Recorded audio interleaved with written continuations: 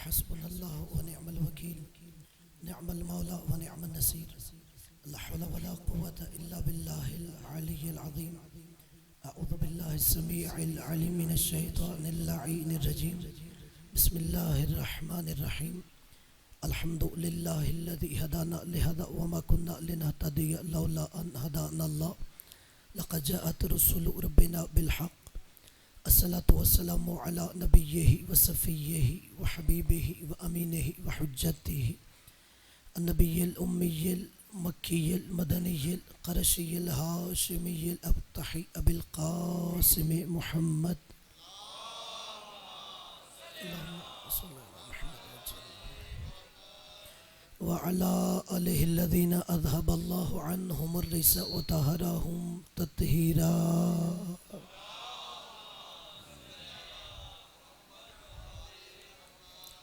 اما بعد فقد قال الامام الحسین علیہ السلام مثلی لا یبایع مثلا. مل کے مولا حسین کی ذات پہ بلند تر صلوات پڑھیے.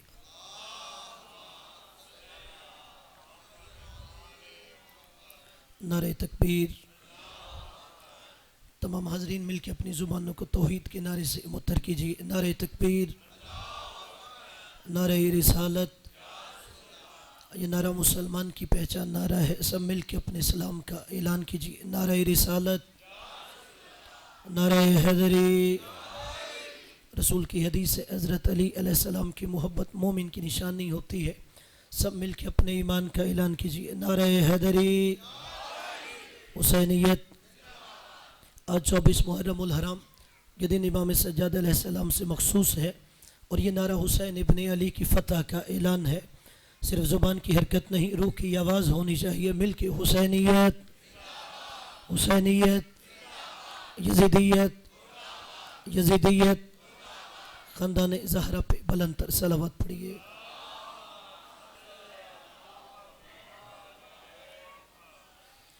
عزیزان گرامی، صاحبان ذی وقار، محبان اہل بیت علیہم السلام، محرم 61 ہجری میں سرزمین کربلا پر ایک معرکہ رونما ہوا تھا جس میں ایک طرف حسین تھے، دوسری طرف یزید تھا. بلکہ اگر جملے تبدیل کریں، ایک طرف حسینیت تھی، دوسری طرف یزیدیت تھی. آج محرم 1446 ہجری ہے.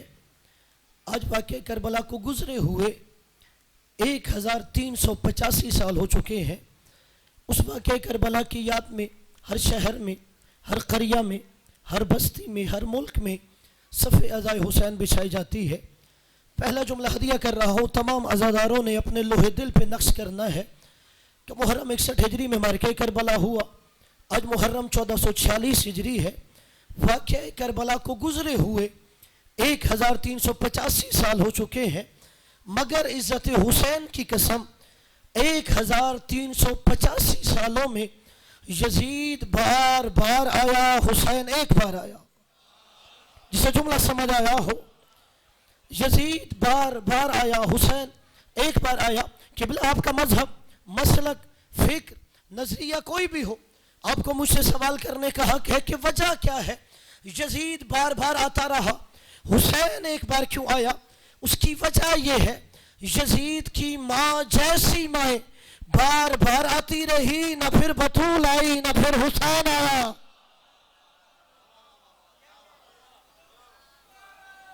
مولا آپ کو سلامتی دے. یا اللہ، اگر ماں بطول ہو تو بیٹا حسین ہوتا ہے. چلے میں جملہ تبدیل کر دیتا ہوں، جو شریک عبادت نہیں ہو سکا. قبلہ ہر بندہ جنت کا سردار نہیں ہوتا. اگر ماں جنت کی سردار ہو تو بیٹے جنت کے سردار ہوتے ہیں. اور یہ جو ہم ذکر حسین کرتے ہیں، یہ کوئی رسم نہیں ہے، یہ عادت نہیں ہے، ہم عبادت سمجھ کے کرتے ہیں اور یہ ہم سنت نبی سمجھ کے کرتے ہیں. اور اس کی دلیل کیا ہے؟ داتا گنج بخش نے اپنی کتاب کشف المحجوب میں بھی اس کی طرف اشارہ کیا ہے کہ مدینہ شہر تھا، نبی سواری بنے ہوئے ہیں، نبی کے شانوں پہ حسین ہے. نبی حسین کو اٹھا کے مدینہ کی ایک گلی میں گئے، سامنے صحابہ کرام تھے. نبی نے کہا ایھا الناس ھذا حسین فعرفوا، لوگوں یہ حسین ہے، اسے پہچان لو. حسین نبی کے شانوں پہ. نبی دوسری گلی میں گئے، سامنے کلمہ پڑھنے والے تھے. نبی نے کہا ایھا الناس ھذا حسین فعرفوا، لوگو یہ حسین ہے اسے پہچان لو۔ نبی حسین کو شانوں پہ بٹھا کے مدینے کے مین چوراہے پہ چلے گئے، سامنے نبی کا کلمہ پڑھنے والے تھے۔ نبی نے کہا ایھا الناس ھذا حسین فعرفوا، لوگو یہ حسین ہے اسے پہچان لو۔ میں کہوں گا یا رسول اللہ یہ کیا طریقہ، کبھی ایک گلی میں، کبھی دوسری گلی میں، کبھی تیسری گلی میں، کبھی مدینے کے چوک میں، اگر حسین حسین کرنا ہے تو جا کے چار دیواری میں کیجئے۔ جسے جملہ سمجھ آ رہا ہے؟ ہمیں بھی تو یہی کہا جاتا ہے کہ اگر حسین حسین کرنا ہے تو چار دیواری میں کیجئے، تو ہم یہی کہتے ہیں یا رسول اللہ اگر حسین حسین کرنا ہے تو چار دیواری میں کیجئے، جا کے مسجد نبوی میں کیجئے یا در سیدہ میں کیجئے۔ یہ کیا کبھی ایک گلی، کبھی دوسری گلی، کبھی مدینے کا چوک؟ عجب نہیں، نبی فرمائے میں جو کہوں وہ سنت ہوتا ہے، میں جو کہوں وہ سنت ہوتا ہے، جو میں کروں وہ بھی سنت ہوتا ہے، جو میرے سامنے کیا جائے میں خاموش رہ کر تائید کروں وہ بھی سنت ہوتا ہے۔ نبی فرمائیں گے میں گلیوں چوراہوں پر حسین حسین کر کے اپنی امت کو بتا رہا ہوں، گلیوں چوراہوں پر حسین حسین کرنا بدعت نہیں، سنت رسول ہوتا ہے۔ گلیوں چوراہوں پر حسین حسین کرنا یہ بدعت نہیں، سنت رسول ہوتا ہے۔ اور اس حسین حسین کا اثر کیا ہے؟ آپ آواز بند نہ کرو، کسی کا نکاح نہیں ٹوٹے گا۔ مولا سبحان کی ذات پہ صلوات پڑھو۔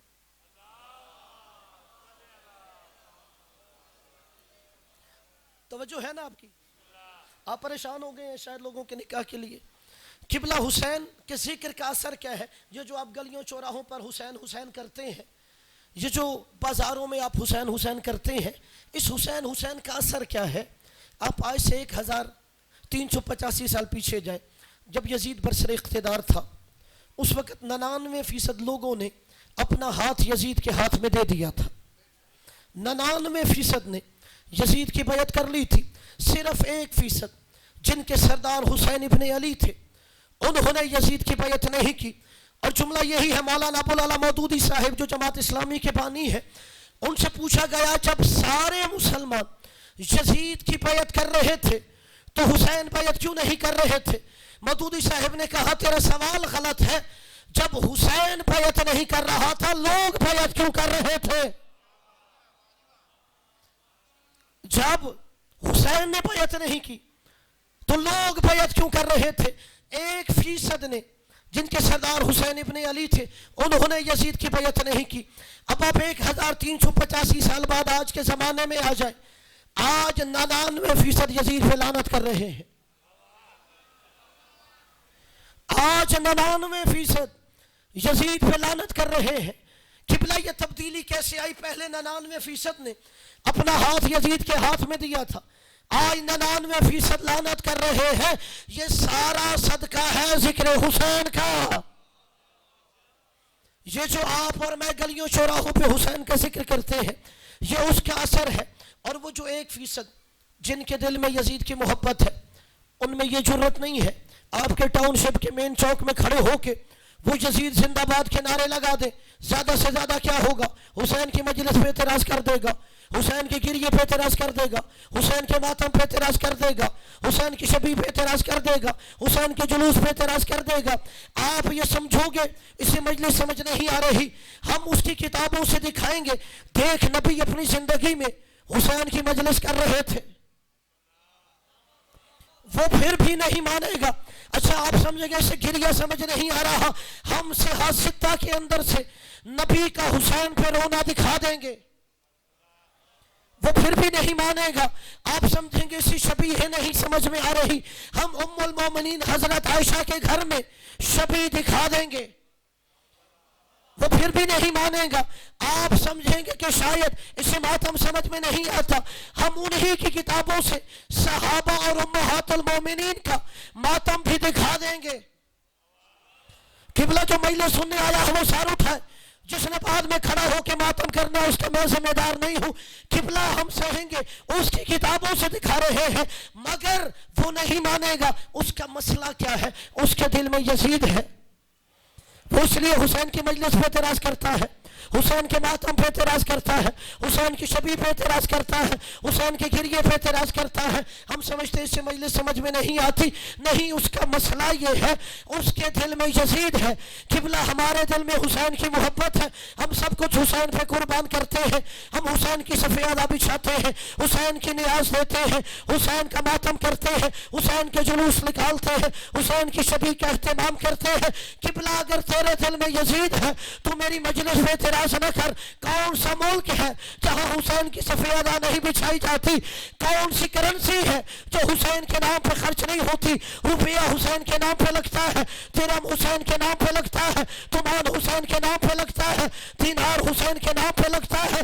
جس کے دل میں یزید ہے وہ حسین کی مجلس پہ اعتراض کرے گا. اگر تجھے اتنا ہی یزید کی وکالت کا شوق ہے، میرے دل میں حسین ہے، میں سب کچھ حسین پہ قربان کر رہا ہوں، میں حسین کی مجلس رکھتا ہوں، تو بھی یزید کے نام کا جلسہ رکھ. اب جس کے دل میں حسین ہے وہ سار اٹھائے. باقی ہر بندہ مہمان ہے، وہ گھر جا کے سوچے قبلہ تو میری مجلس پہ اعتراض نہ کر، میرے ماتم پہ اعتراض نہ کر، میری شبیہ پہ اعتراض نہ کر. میرے دل میں حسین ہے، میں سب کچھ حسین پہ قربان کرتا ہوں. تیرے دل میں یزید ہے، تو بھی کھل کے یزید کی وکالت کر. میں حسین کی مجلس رکھتا ہوں، تو ساتھ والی گلی میں یزید کے نام کا جلسہ رکھ. میں اپنی مجلس میں حسین کی ماں کا کردار بتاتا ہوں، تو اپنے جلسے میں یزید کی ماں کا کردار بتا.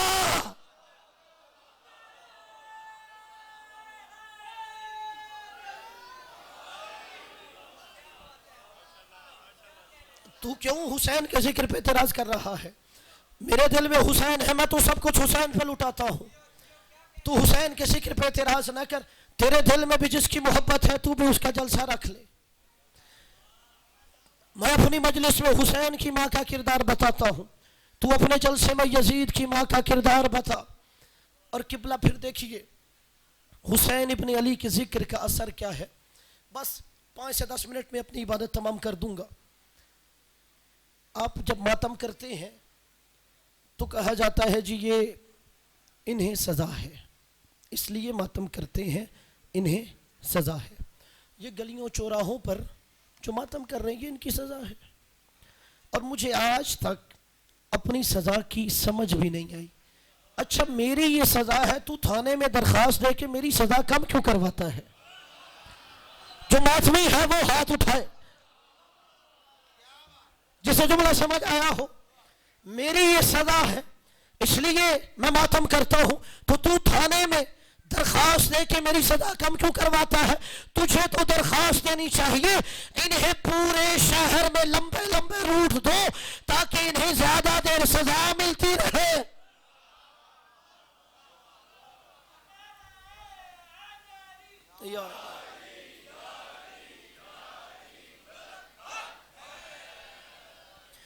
کہ حسین ابن علی کی محبت ہے ہمارے دل میں تو کہہ دیا جاتا ہے جی ان کی سزا ہے. اور پھر اس کے بعد یہ کہہ دیا جاتا ہے جی انہوں نے خود مارا تھا، خود مارا تھا.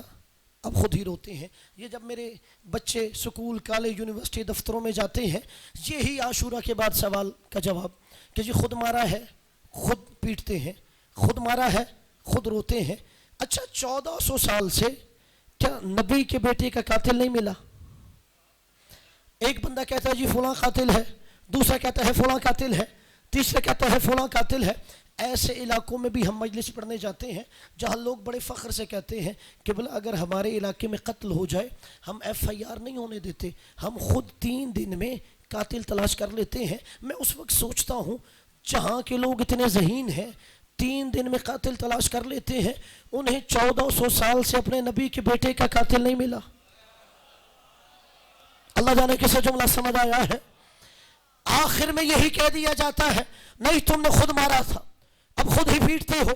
قبلہ جو کہتا ہے میں قاتل ہوں اسے کہو خانہ کعبہ میں چلتے ہیں، کعبہ کی دیوار کے سائے میں کھڑے ہو کے سر پہ قرآن رکھ کے فیصلہ کرتے ہیں کون ہمارے نبی کے بیٹے کا قاتل ہے. میں بھی چلتا ہوں کعبہ میں، جو کہتا ہے میں قاتل ہوں وہ بھی چلے کعبہ میں. قبلہ کوئی لمبی چوڑی دلیلیں نہیں، ایک کلمے پہ فیصلہ ہو جائے گا. وہ اپنا کلمہ سنائے، میں اپنا کلمہ سناتا ہوں. اس کا کلمہ ہے لا الہ الا اللہ محمد رسول اللہ، میرا کلمہ ہے لا الہ الا اللہ محمد رسول اللہ علی ولی اللہ وصی رسول اللہ وخلیفاتہ بلا فصل. ایک کلمے پہ فیصلہ ہو جائے گا. اگر یزید کلمے میں علی ولی اللہ پڑھتا ہے تو قاتل ہم ہیں. اگر یزید کلمے میں علی ولی اللہ نہیں پڑھتا تو تم بتاؤ قاتل کون ہے؟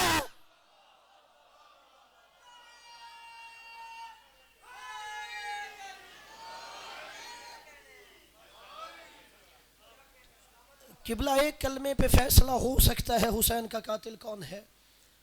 قبلہ حسین نے تو خود پوچھا تھا عاشورہ کے دن لما تقتلوننی مجھے کیوں قتل کر رہے ہو. اہل سنت کتاب جنابی علم ودہ سلیمان قندوزی حنفی مفتی قسطنطنیہ نے لکھی ہے. اس کے اندر یہ روایت ہے کہ حسین ابن علی نے روز عاشور پوچھا تھا لشکر یزید سے لما تقتلوننی مجھے کیوں قتل کر رہے ہو. لشکر یزید نے ایک جواب دیا تھا بغضا لابیک تجھے تیرے باپ علی کے بغض میں قتل کر رہے ہیں. جو علی کے مقابلے پہ آئے تھے ان کے دل میں بغض تھا کینہ تھا علی کے بارے میں نفرت تھی.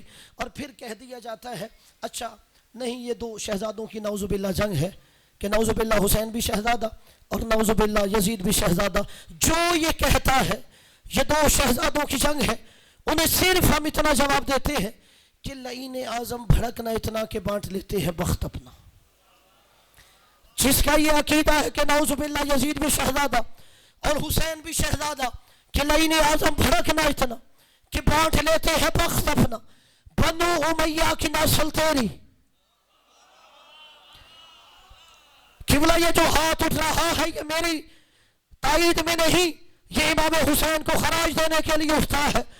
لعین اعظم بھڑکنا اتنا کہ بانٹ لیتے ہیں بخت اپنا. بنو امیہ کی نسل تیری بنو امیہ کی نسل تیری بس ایک شہ مشرقین میرا. تیری نظر میں دونوں شہزادے ہیں نا. بنو امیہ کی نسل تیری بس ایک شہ مشرقین میرا. خدا کی لعنت تیرا مقدر خدا کی لعنت تیرا مقدر. خدا کی رحمت میرا نصیبہ. ہمیں تو منظور ہے یہ سودا یزید تیرا حسین میرا.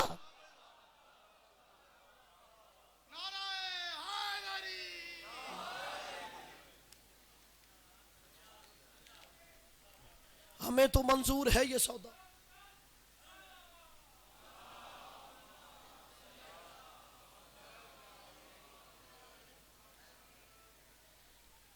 اور قبلہ جو جملہ مولا حسین کی معرفت پہ پیر نصیر الدین شاہ صاحب نے لکھا ہے انہوں نے کہا میرا خدا جسے اوج کمال دیتا ہے اسے بطول کی چوکھٹ پہ ڈال دیتا ہے. میں کہوں گا اللہ پیر نصیر الدین کی قبر پہ رحمتیں نازل کرے. اسے حسین کی معرفت کی ماں کی معرفت ہے. اسے پتہ ہے حسین کی ماں کا مقام کیا ہے کہ میرا خدا جسے اوج کمال دیتا ہے اسے بطول کی چوکھٹ پہ ڈال دیتا ہے. پرکھتا ہو جو کسی کو تو یا حسین کہو.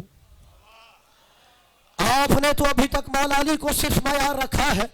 اہل سنت پیر نصیر الدین شاہ گولڑا شریف والے کہتے ہیں پرکھنا ہو جو کسی کو تو یا حسین کہو. یہ نام وہ ہے جو شجر کھنگھال دیتا ہے.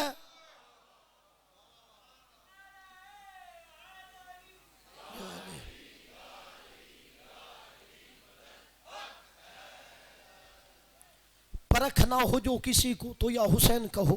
یہ نام وہ ہے جو شجر کھنگھال دیتا ہے. اور قبلہ اب تو میں نے ایسے اشتہارات بھی دیکھے ہیں کہ جہاں پہ لوگوں نے لکھا ہوا کہ جی شب عاشور یا روز عاشور فلاں مسجد میں ختم قرآن کا اہتمام کیا جائے گا اور قرآن پڑھ کے اس کا ثواب حسین کو ہدیہ کیا جائے گا. یعنی وہی صفین والی سیاست ہے کہ پھر ناطق قرآن کے مقابلے میں سامت قرآن نیزوں پہ اٹھا لو کہ لوگ قرآن دیکھ کر ناطق قرآن سے پیچھے ہٹ جائیں گے. ادھر بھی تو یہی ہوا تھا کہ قرآن نیزوں پہ اٹھا لو یہ دیکھ کے علی سے پیچھے ہٹ جائیں گے. اب یہ ہے کہ اگر آپ کے دل میں حسین کی محبت ہے جی ہمارے دل میں بھی حسین کی محبت ہے. شب عاشور فلاں مسجد میں ختم قرآن کا اہتمام کیا جائے گا اور قرآن کی تلاوت کر کے اس کا ثواب حسین کو ہدیہ کیا جائے گا. یعنی قرآن کا سہارا لے کے حسین سے روکا جا رہا ہے. قرآن کا سہارا لے کے حسین سے روکا جا رہا ہے. جو کہتا ہے قرآن پڑھو اس کا ثواب حسین کو ہدیہ کرو. اسے یہی نہیں پتا قرآن کس کے لیے پڑھا جاتا ہے. جسے جملہ سمجھ آیا ہے، جو کہتا ہے قرآن پڑھو اس کا ثواب حسین کو ہدیہ کرو، اسے یہی نہیں پتا قرآن کس کے لیے پڑھا جاتا ہے. حالانکہ ہم ختم قرآن کے منکر نہیں ہیں. ہمارا مر جائے ہم اپنے مرنے والے کے لیے ایصال ثواب میں قرآن پڑھتے ہیں. کسی اور کا مر جائے وہ بھی ایصال ثواب میں قرآن پڑھتے ہیں. تو یا میں اپنے مرنے والے کے لیے اس لیے قرآن پڑھتے ہیں. ہمارا مرنے والا خود قرآن نہیں پڑھ سکتا. اللہ جانے کون اپنے خیالوں میں ہے. تو اور میں اپنے مرنے والے کے لیے اس لیے قرآن پڑھتے ہیں. وہ مرنے کے بعد خود قرآن نہیں پڑھ سکتا. وہ حسین تیرے یا میرے قرآن کا محتاج نہیں جو نوک نیزہ پہ قرآن سنا رہا تھا. وہ حسین تیرے، وہ حسین تیرے میرے قرآن کا محتاج نہیں ہے کہ جو حسین نوک نیزہ پہ قرآن سنا رہا تھا. اور قبلہ حسین ابن علی نے نوک نیزہ پہ قرآن سنا کے بتایا قاری قرآن اور ہوتا ہے، وارث قرآن اور ہوتا ہے. چلو میں جملہ کہہ دیتا ہوں. جائیے اپنے مرضی کے عالم مفتی سے ایک سوال کیجئے کہ قرآن نے کہا لا تحسبن الذین قتلوا فی سبیل اللہ امواتا بل احیاء عند ربہم یرزقون. تو جو راہ خدا میں مارا جائے اسے مردہ نہ کہو، وہ زندہ ہوتا ہے. وہ والا زندہ نہیں جو قومے میں پڑا ہے، ایسا زندہ ہے جسے رزق مل رہا ہوتا ہے. جائیے اپنے مرضی کے مفتی کے سر پہ قرآن رکھ کے کہو اسلام سے حسین کو نکال کے ثابت کرو شہید زندہ ہوتا ہے. اسلام سے حسین کو نکال کے ثابت کرو کہ شہید زندہ ہوتا ہے. قبلہ مفتی یہی کہتے ہیں شہید زندہ ہے. یاد کے آئینے میں، تذکرے کے آئینے میں اس کا ذکر کیا جاتا ہے. نہیں، اللہ نے کہا شہید ایسے زندہ ہے اسے رزق مل رہا ہے. مجھے عزت حسین کی قسم اگر اسلام سے حسین کو نکال دیا جائے کبھی شہید کی زندگی کا ثبوت نہیں ملتا. حسین ابن علی نے نوک نیزہ پہ قرآن سنا کے بتایا شہید ایسے زندہ ہوتا ہے.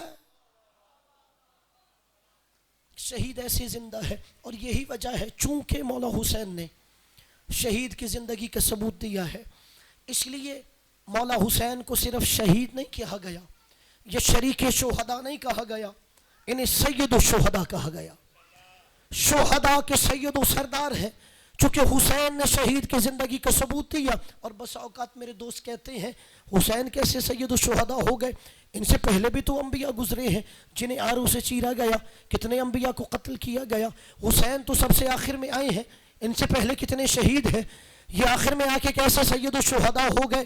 میں نے کہا یہ بتاؤ جناب آدم پہلے نبی ہیں، یہ سرکار خاتم محمد مصطفیٰ آخری نبی ہیں. اس نے کہا سرکار محمد مصطفیٰ. تو میں نے کہا یہ بتاؤ میرے نبی آخر میں آ کے سید الانبیاء کیسے ہو گئے؟ جیسے میرے نبی آخر میں آ کے سید الانبیاء ہو گئے ویسے حسین آخر میں آ کے سید الشہداء ہو گئے. اس لیے کہ حسین نے شہید کی زندگی کا ثبوت دیا ہے. اور پھر دیکھیے نبی نے جب حسین سے تعلق نبھایا نبی نے کہا حسین منی وانا من حسین، حسین مجھ سے ہے اور میں حسین سے ہوں. اور اس کے آگے ایک اور جملہ ہے حدیث کے جو بہت کم پڑھا جاتا ہے. نبی نے کہا احب اللہ من احب حسین، اللہ اس بندے سے محبت کرتا ہے جس کے دل میں حسین کی محبت ہوتی ہے. محبوب خدا ہونے کے لیے نبی نے کہا حسین سے محبت کرو. اچھا یہ تو سمجھ آ گیا حسین منی، نبی نے کہا حسین مجھ سے ہے. وانا من حسین، میں حسین سے ہوں. یہ ثابت کرو کیسے؟ نانا نواسے سے ہے. اب لوگوں نے کہا جی حسین کا وجود نبی سے ہے اور نبی کی بقا حسین سے ہے. نہیں، صرف بقا نہیں، نبی کا وجود بھی حسین سے ہے. ہر بندہ پریشان ہو گیا اس لیے اب دلیل دینی پڑے گی. میں نے پھر کہہ رہا ہوں صرف حسین کی وجہ سے نبی کی بقا نہیں ہے، نبی کا وجود بھی حسین کی وجہ سے ہے۔ کیسے؟ جب جناب اسماعیل علیہ السلام کے گلے پہ چھری چلائی جا رہی تھی، جیسے ہی جناب اسماعیل کو ذبح کیا جا رہا تھا تو کہتے ہیں کہ عالم ارواح میں ایک روح آگے بڑھی، بر الہ اسماعیل کو بچا لے، حسین قربانی دیتا ہے۔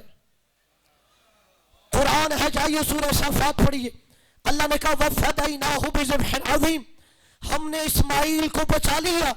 ایسے نہیں بچایا، اسماعیل کا فدیہ اس سے بڑی قربانی لے رہے ہیں، اس سے بڑی ذبح عظیم ہے جو اسماعیل کا فدیہ بنے گا۔ وَتَرَكْنَا عَلَيْهِ فِي الْآخِرِينَ، اور بعد میں آنے والے اسماعیل کے بدلے میں قربانی دیں گے۔ اب کیوں؟ جیسے اسماعیل کے گلے پہ چھری چل رہی تھی، عالم ارواح میں نور حسین آگے بڑھا، پر الہ اسماعیل کو بچا لے، یہ حسین قربانی دیتا ہے۔ میں کہوں گا مولا حسین سے ہاتھ باندھ کے کہ مولا پہلے بھی تو انبیاء قتل ہوتے رہے، پہلے کیوں نہیں نور حسین آگے بڑھا؟ آج جناب اسماعیل کے گلے پہ چھری چلنے لگا تو نور حسین کیوں آگے بڑھ گیا؟ عجب نہیں، سرکار حسین علیہ السلام فرمائے اگر اس دن جناب اسماعیل کے گلے پہ چھری چل جاتی تو جناب اسماعیل ذبح ہو جاتے، اگر جناب اسماعیل ذبح ہو جاتے تو جناب اسماعیل کی نسل آگے نہ بڑھتی، اگر جناب اسماعیل کی نسل آگے نہ بڑھتی تو دنیا میں وجود مصطفیٰ نہ ہوتا۔ جس کا ذہن بیدار ہے وہ سار اٹھائے۔ اگر اس دن چھری چل جاتی، اسماعیل قتل ہو جاتے، نسل اسماعیل آگے نہ بڑھتی، اگر نسل اسماعیل نہ بڑھتی تو وجود مصطفیٰ نہ ہوتا۔ مولا حسین فرمائیں گے میں صرف اسماعیل نہیں بچا رہا، میں تو محمد مصطفیٰ بچا رہا ہوں۔ اس لیے نبی نے کہا تھا حسین منی وانا من حسین، حسین مجھ سے ہے، میں حسین سے ہوں۔ اگر اس دن جس دن اسماعیل کے گلے پہ چھری چل رہی تھی اگر نور حسین آگے نہ بڑھتا تو کبھی بھی نسل اسماعیل آگے نہ بڑھ سکتی۔ اس دن حسین وجود محمد مصطفیٰ بچا رہا تھا، اور یہی وجہ ہے جو یزید چاہتا تھا نا کہ حسین سے چھین لوں، وہی کچھ اللہ حسین کو عطا کر رہا تھا۔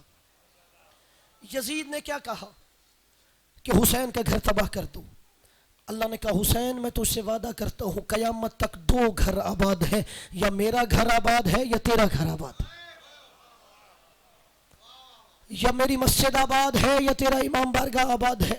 جس کا ذہن بیدار ہے اگر جملہ ہدیہ کروں، جو بندہ اللہ کے گھر نہیں جاتا وہ بھی حسین کے گھر جاتا ہے، جو بندہ اللہ کے گھر نہیں جاتا وہ بھی حسین کے گھر جاتا ہے۔ اور لوگ کہتے بھی ہیں اللہ کا گھر ہوتا ہے، تم ساتھ حسین کا گھر الگ بنا لیتے ہو، مسجد ہوتی ہے ساتھ امام بارگاہ الگ بنا لیتے ہو، اللہ کے گھر کے ہوتے ہوئے حسین کے گھر کی ضرورت کیا ہے؟ ضرورت تھی اللہ کے گھر میں جانے کے لیے مسلمان ہونا شرط ہے۔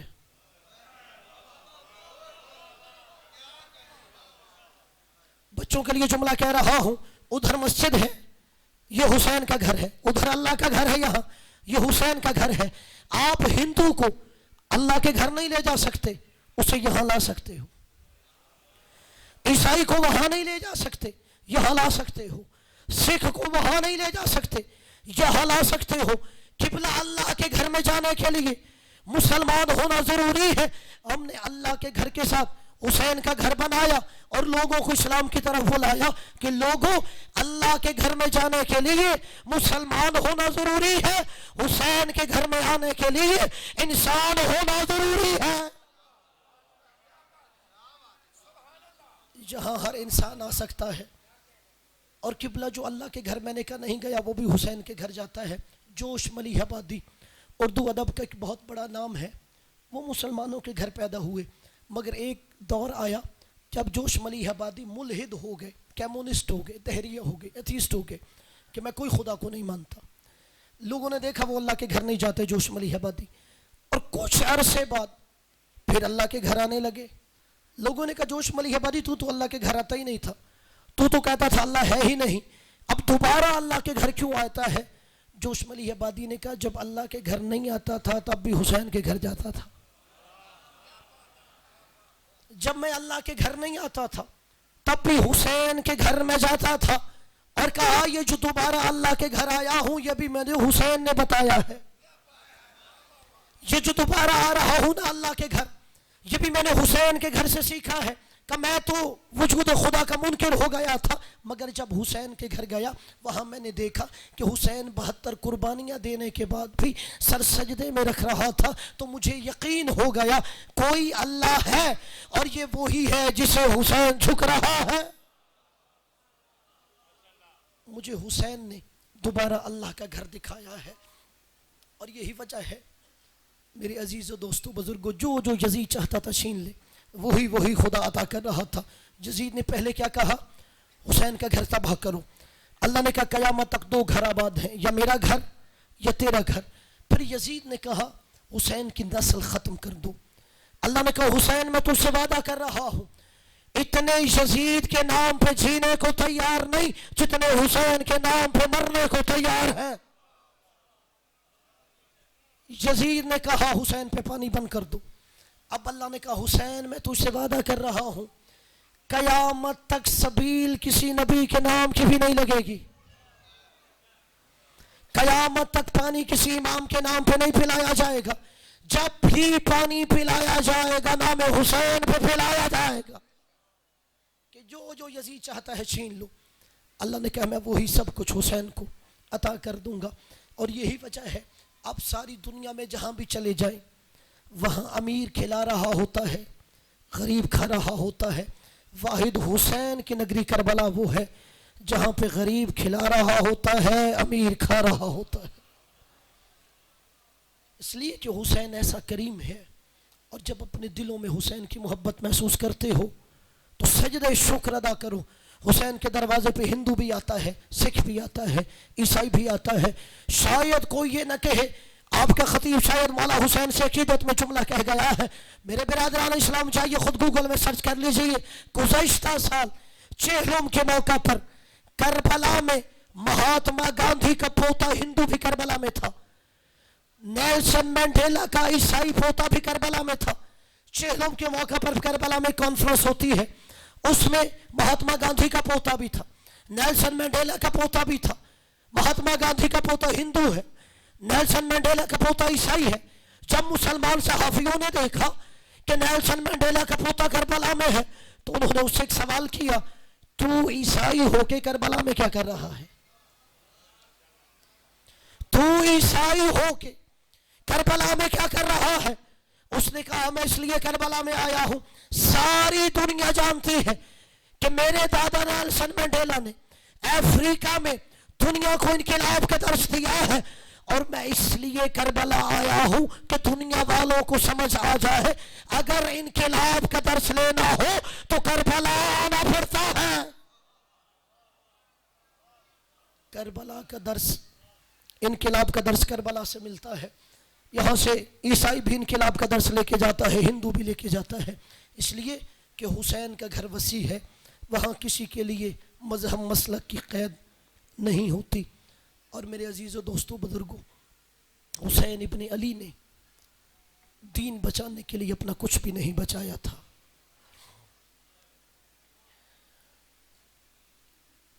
چونکہ دن امام سجاد علیہ السلام کا ہے، لیکن میرے بعد والے امام سجاد کا ذکر کریں گے، بس 2 جملے مولا حسین کے بارے میں سن لیجئے۔ حسین ابن علی نے دین بچانے کے لیے اپنا کچھ بھی نہیں بچایا تھا۔